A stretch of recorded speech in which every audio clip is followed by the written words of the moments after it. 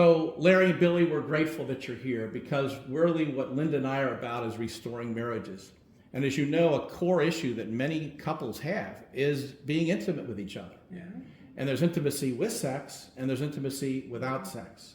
And we're grateful that you're willing to share about that because we know that that's an important part to our relationship, really any healthy relationship it is. And so we're just grateful that you guys are willing to share and talk about this to not only help yourselves, because the goal today is to give you some tools to be able to really create a breakthrough in your level of intimacy, and then secondly, to be able to support other people in that as well. So Larry, what's your story with the intimacy and your relationship with Billie? Well, when we first got married in 1996, we actually did have sex and intimacy and sexual relationship, and it was okay, I guess. Really, it wasn't exciting. It was just kind of it was awkward. Yeah, it was awkward.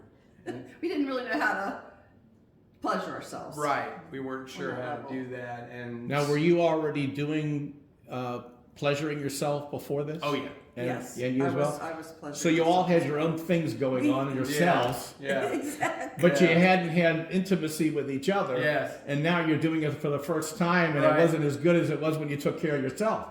No. Okay. What do I need him? Right. I got my own thing going on. Leave me alone. Okay, so, and then Larry, in your personal history, you had been sexually abused, Yes. you had been taken advantage of, Yes. and so you had your own personal intimacy issues that were going on. Yeah. And did you have any of that going on with you, Billie? Well, I too was into pornography as well and pleasuring myself. So I did have that going that I was dealing with in the relationship. And you know, the thing is, many people don't talk about this. And so we're just so grateful that you're willing to talk about this because oftentimes people think they're the only ones dealing with this. And we know because of the work we do with so many different couples, this is a huge issue. So it's just, we're grateful that you're willing to talk about it. So let's get to the good stuff. Anything you want to add at this point? Get to the good stuff. The good stuff. So the outcome that we'd like is that you're enjoying being with each other. Yes. Okay? So you have your needs, and so a core part of this is what do you need and what do you want? And there's different kinds of needs. You know, we only really need food, oxygen, and clothing most of the time, and we want preferences. Sure. Well, there's a subset of that in intimacy, what I need in my intimacy that makes it fulfilling for me, and what I want, which are your preferences. So you may like to be touched a particular way, or you may not like to be touched a particular way. You might like this, you might like that. So it's finding those things that work for you. Well, here's the good news.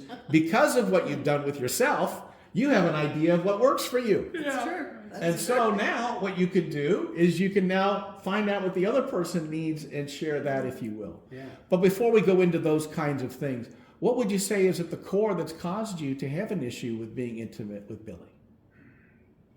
Well, there's probably two things. The first thing is that I found myself ashamed of my body. I didn't think my body was attractive enough. And the second thing is that being mired in pornography, you really don't desire someone else.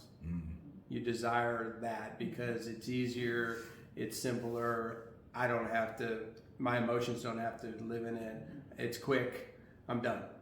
And you don't have to be vulnerable. To be intimate, you have to be vulnerable. Yes. You have to be willing to say, I like this, I don't like this. And so Right. that probably is a first step. Yeah. This works for me, this doesn't work for me. I need this, I want this. Yeah. So what about for you, Billie? What would you say is the issue that caused you to have issues being intimate with Larry? I think for me too, it was a physical thing for my body. I didn't think it was that attractive for him, and I think that was kind of stopping me up for that intimacy part, sexual intimacy part of our marriage. For me, it's work. It's emotional. It's physical. It's all your senses in all your five senses. You're using all five of your senses for intimacy with your husband, which I love. But I never really found time to do it. Neither one of us really found time to do that. We didn't make the time. So you're telling me you both have been lazy? We've been Yes. lazy. Yes, lazy. We'd rather sit in our chair. watch TV. We read love, a book, watch love TV, whatever. holding hands. We do love, and I rub her feet, and I rub her back, and I kiss her, and I hug her every day. It's just that sexual part of the intimacy is not in our marriage. Yeah. But I think for me, it's being fearful of not being able to pleasure him and to get my needs met as well. Yeah. So I think fear is the biggest concept in our sexual probably. intimacy. Yeah, fear is the biggest issue. Yeah, of letting the other one down. Mm-hmm. So you know what it's like to sit the way you are. Yep. Mm-hmm. You feel that. Yep. Now, if you will, Billy, will you and Larry come closer And this is how we. and feel that? This is much All right. better. Yes. Much better. Yes. So intimacy begins with baby steps. Mm. And so you just started holding hands before. And you were kind of separated, but isn't this a little more cozy? Yeah. Doesn't this get you a little more tingly? Yes, It does. Okay, so the warm-up idea is really the big part. And so I get that you might be tired, and what you really have to do is you got to schedule an appointment like you do for everything else. Yeah. You have to schedule time to make your relationship a priority, Yeah. and you're being intimate with each other. Mm-hmm. So, you know, there's sex and there's making love. Yeah. And oftentimes people just have sex, been there, done that, got it done. But you don't have that sense of love. Yeah. And so is it okay to have sex? Absolutely. It's also okay to have love, and you want to do both. Anything you want to ask them or share? Yes, it starts really in the beginning of the day, you know, and I know that you already do some of these things, but affirm her, Yeah. you know, tell her, because she's already got, she's not comfortable in her own skin, Sure. so she's already got, now that you know that she doesn't think that her body is attractive to you, then tell her where it is. Yeah. And don't tell her something that's not true. Right. Definitely never do that, Right. because that's really, really important. That's Never a do no-no. that. No. Absolutely. Never do that. But tell her what really, you know, what you do love about her body, what you do love about her. And that will get her going, because women need a warm up. Men don't need as much of a warm up. Oh, that's a good point. Yeah. But women need a warm up. And keep in mind, this little concept of women are like spaghetti and men are like waffles. Women are like spaghetti. So when you start that, it starts, you know, then her whole body begins to feel that, and she begins to warm up. She begins to think about, oh, you know, she's attracted to you now because you've given her love. You've given her something that she can hold on to. And that begins to go through every part of her body and her behavior. And so that's a huge important piece for Billy, so that you started early. So let's go there. Yeah. So, Larry, what do you like about her body? And Billy, what do you like about his body? Well, I think she has beautiful eyes. We're gonna start from the top, huh? Yeah. And if I'm honest with myself, What turns you on, I'm Larry? going to tell you. All I'm right. going to tell you. I like her boobs. I like when this boob's thick. We're in agreement, Larry. Now we're going to find out what the women have to say. Yeah. Woo. Well, I love his hands. Ah, she loves my hands. I love his hands. I love Linda them. likes my hands I too. love them that he caresses me in the morning sometimes. So that does warm me You up. need more caressing in the mornings. So yeah, I love the rubbing, and I just love him. I know you love me. I love you. We need to spend more time saying that too. Yes, we do. Well, that's a beautiful thing that you gave him, Billy, because it's a tactile thing again for her that goes into her body, and that's a warm love. She needs love. Every person on the planet Of course. needs more love Yeah. and be able to give love. Yeah. And so if she's fearful of giving you love, that's blocking her, which is blocking who she is. Yeah. And so that's really important. Both are essential. You have to give and receive love.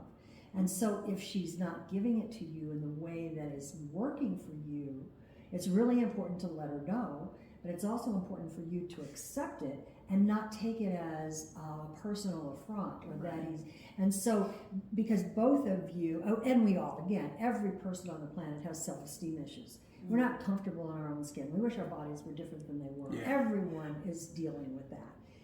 But when you begin to tell her what is important to you, she'll be able to override that. It will lift her up to a new level, to a new level, to a new level.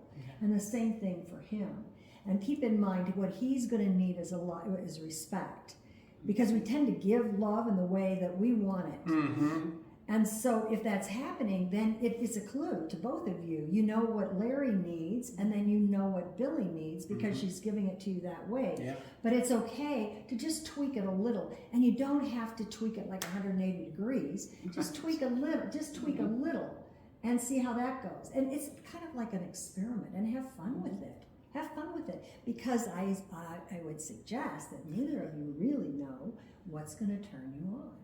And so practice it and just have fun. It doesn't have to end in this great, huge, sex orgasm that is so amazing that you're flipping over in the bed. It doesn't have to end that way. Just have fun, and don't have those expectations of yourselves or each other. Yeah. Because as Billie said, just being intimate is wonderful. Yeah. And it isn't always awesome every single time. That's an expectation that's been put on us by advertisers, TV, the models. Sure. All of the visual images that come into our bodies, and that's from the enemy. Don't let the enemy take what God has given you as a phenomenal gift for both of you. Don't let the enemy take it by the expectations of it being extraordinary. Right. So one of the ideas is to let each other know what you like and don't like. And a problem most people have is communicating those, because they're embarrassed, they're afraid of rejection, or maybe the person isn't willing to do that. Right. So for you, Billie, his hands work for you. Is there anything else that you want to focus on? Well, the main thing is just having him inside me would be a really pleasurable thing for me. I'll tell him that. And having your penis inside me would be a really wonderful feeling that I would really feel connected to you. Okay. That Awesome. sounds good to me. I'm willing to do that, honey. I'm willing to do that, honey. Ooh, baby. Ooh, baby.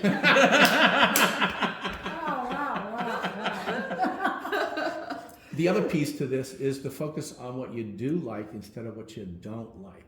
So a lot of times what people do is they tell people what they don't like, or I don't like this part of your body. Focus on the things you do like. Look at the parts of the body you do like instead of the things you don't like. Linda, I don't know what it is about her. She likes what? My legs and what is it that you like about her? Well, when we're being intimate, I like your hands, and I like the caressing is really, it makes me feel safe. It makes me feel treasured. If I'm just watching you, then I like your legs. All right. She first saw me when we were playing tennis together. I was wearing my shorts. She couldn't hit the ball. She kept looking at my legs. There you go. I wasn't that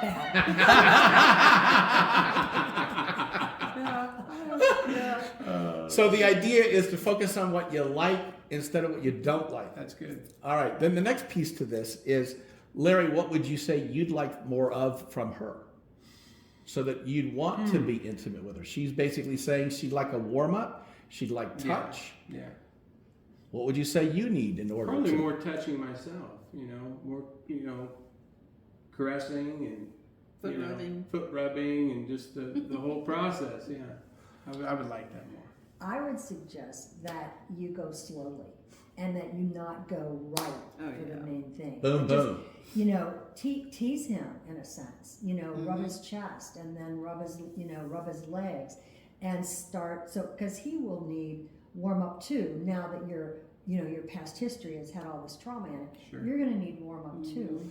And Billie, you seem to be, and I'm so awed by your ability to just share your deep emotions with him. Yeah. But some people can't do that, and they just simply can't do it. Yeah. And so if that's the case, then take his hand and put it where you want it to be. Take his head, or if he's kissing you in a way, just take his head gently and show him. You don't have to share it verbally, just show him.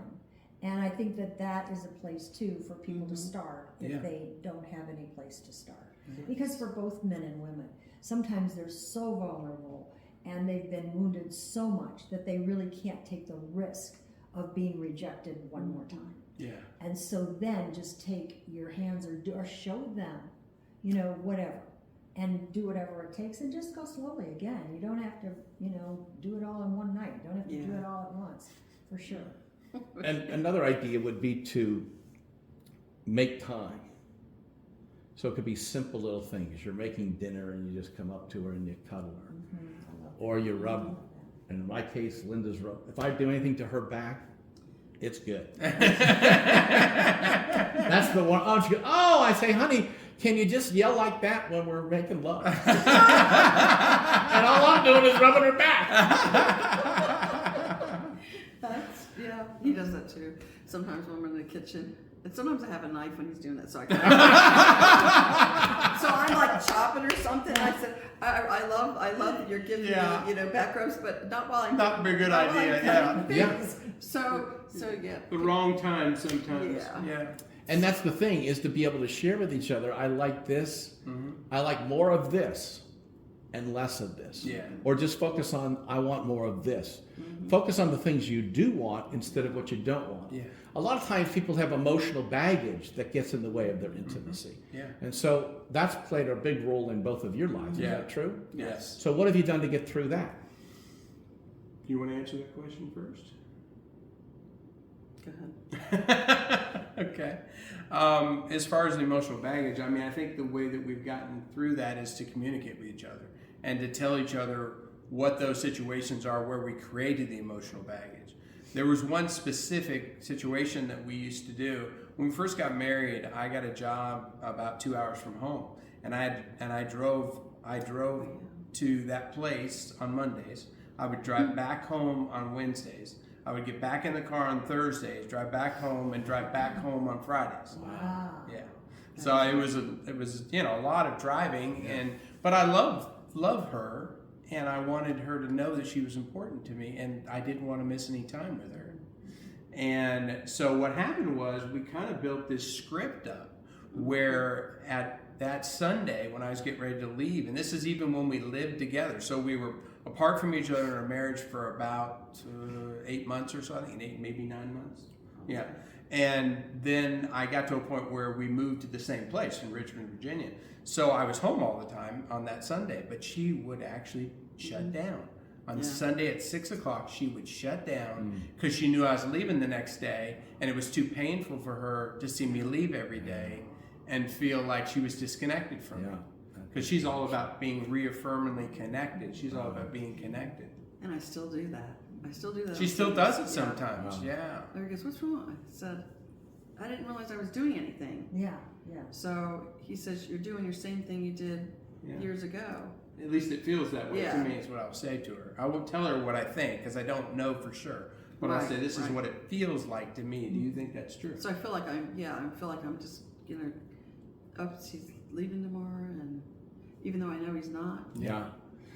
So you've been through a bunch of our different programs. You've done a lot of our Zoom trainings. Yep. And what tools would you say have been helpful from what you've learned there that's helping you with your intimacy?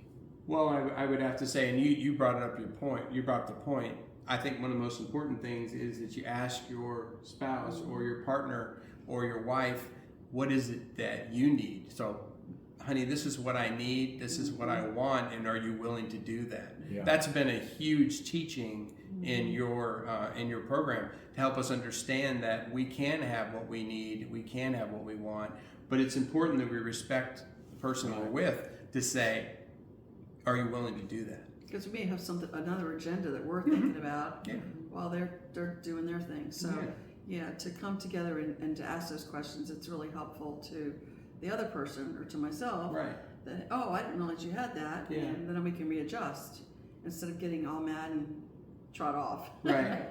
So for people who may be listening to this, getting ideas for themselves, any final comments you want to share with them? Go ahead. I think for me, communication is key. Just even setting a time to communicate. When we were on vacation, we didn't get to do that, and I realized that. And that is a very important part of everybody's daily life. We need to communicate with one another. Take 10 minutes, 5 minutes, whatever, to communicate about your day. And that way it kind of makes your evening nicer, and then your morning starts off great. Awesome. Especially for women, because if they feel you're her head, And so she can't feel disconnected from you, because if she does, she's floating Right. in air. That makes sense. When she's connected to you, she's got a purpose, she's got a Yeah. mission, she can go forward. Yeah. But when she's disconnected, she's just out there. Mhm. And there's an internal anxiety and an internal fear that comes up for her because she's doesn't hit her head. It's an emotional thing, but her head is gone. Mm-hmm. If that makes any sense. That makes a lot of sense, Yeah, yes. yeah. That's Yeah. right, from last year. It's kind of like our pets. You know, they kind of know Yeah. when we're leaving, Yeah. and their behavior changes. Yeah. The same thing is with us as Yeah. humans. Yeah. Larry, what would you say? I would say that for men personally, I would say don't be afraid to face this issue. Don't be afraid to say to yourself, I'm not as intimate, or I'm not making love to my wife, or if you haven't made love to your wife, that you don't want to. Don't convince yourself that this is something you can just pass off and not make important in your marriage, because it's all part of it. And what I've learned more than anything is through the program is that it's not one thing that's going to change your life. It's all the things being applied to your life, and all in baby steps. Like you said, you always say, give yourself grace. Well, I would say to people, give yourself grace. Be tender with yourself. Realize you're human, and it's okay to fail, and it's okay to make changes, and it's okay to want something and to need something and to consider something. That's okay. My last thing would be to say that, put it in the light, Yeah. because keeping it in, it just hides it and makes it bigger and bigger and bigger. Yeah. So put it in the light. Yep. Do not be fearful. Yep. And moving on. Excellent. Step forward. Excellent point, man. Doesn't hurt to try. Mm-hmm. Doesn't hurt to try. We'll leave it at that.